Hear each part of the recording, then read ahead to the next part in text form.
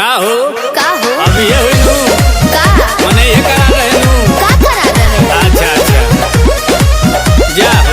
कहाँ जा निकल गेलू हाथ से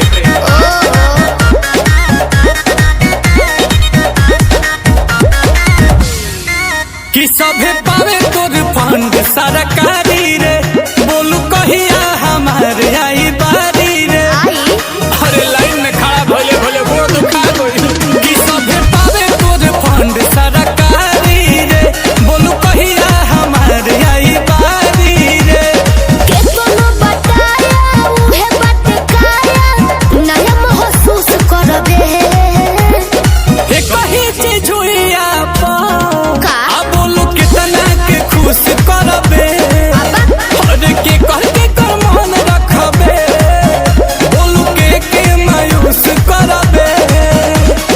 आज सबके ठेका ले लेबनी का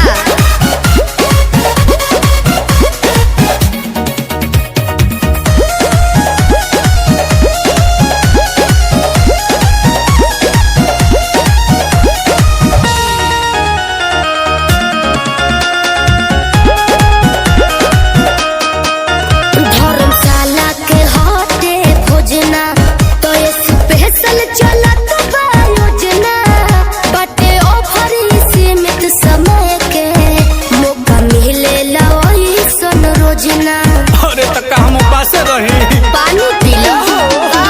हम कहिए से लाइन में बानी तोरी योजना के लाभ कब मिली बोलू कहिया हमारी हिक भरी कब भर पेट खा के जुड़ाईब कहो तनी सोच रे होई जइबे गज जब हाथ से पूछ करबे एक ही चीज हुइया पा बोलू कितना के खुश करबे हर के कह के कर मन रखबे बोलू के मायूस करबे जेकर नसीब खराब हुई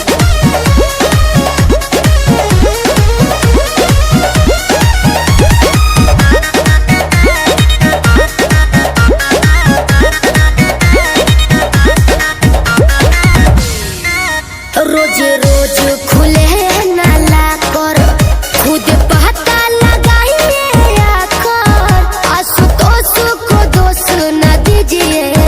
सुन लीजिए ये सोनू सुधाकर समझ में आया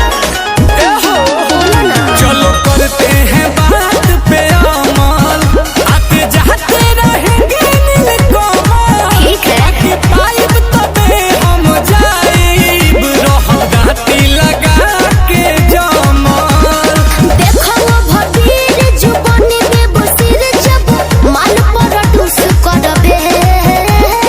एक ही चीज हुइया पा बोलू कितना के खुश करबे हर के कह के कर मन रखबे बोलू के मायूस करबे